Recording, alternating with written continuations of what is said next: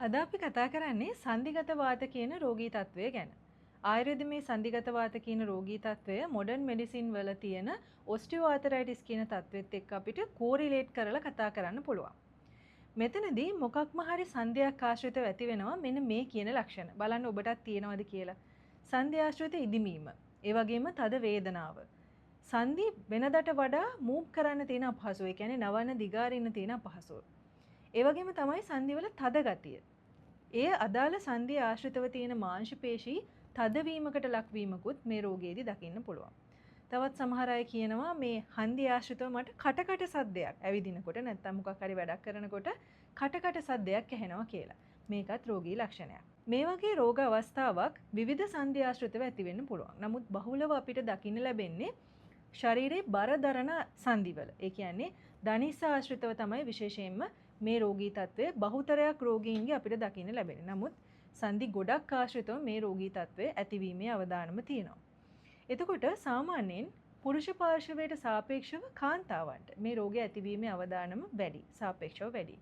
ඒ වගේම තමයි කෙට්ටු අයට සාපේක්ෂව ශරීරයේ මහත අපි කියන ස්ථූලතාවයෙන් පෙළෙන අයට මේ රෝග තත්ත්වය ඇතිවීමේ අවදානම වැඩි.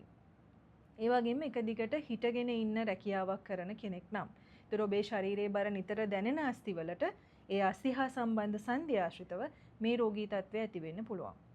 එතකොට මේ රෝගය මූලික අවස්ථාවේදී අඳුර ගන්නවා නම් ඒකේ තියෙන ඩිෆෝමිටිස් අඩු නිසා ඉක්මනින්ම සුවපත් කිරීමේ හැකියාව ආයුර්වේද ඖෂධ සතුව තියෙනවා.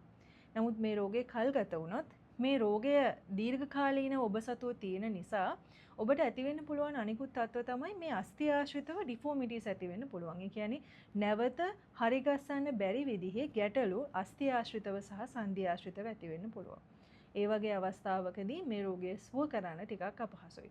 ඔබට සිද්ධ වෙනවා ප්‍රතිකාර ගන්න ගමන් තමන්ගේ තියෙන ශරීරයේ අපහසුතාව මගහරවගෙන ලයිෆ් ටයිම් එකම ගෙවන්න. ඒ නිසා මූලික අවස්ථාවේ හඳුනගෙන මේ රෝගයට ප්‍රතිකාර ලබා ගන්න ඒක ඔබට වගේම ඔබට ප්‍රතිකාර කරන වෛද්‍යවරයාටත් පහසුවක් වෙනවා. ඉතින් මේ වගේ තවත් වටිනා අදහස් දැනගන්න මගේ සෝෂල් මීඩියා පේජස් ලයික් කරන්න, ෆලෝ කරන්න අමතක කරන්න එපා. ඒ වගේම ඔබට තියෙන මොනවාම හරි ගැටලුවක් තියෙනවා නම් කමෙන්ට් සෙක්ෂන් එකේ හෝ ඉන්බොක්ස් ඇවිල්ලා ඒ ගැටලුව ඉදිරිපත් කරන්න.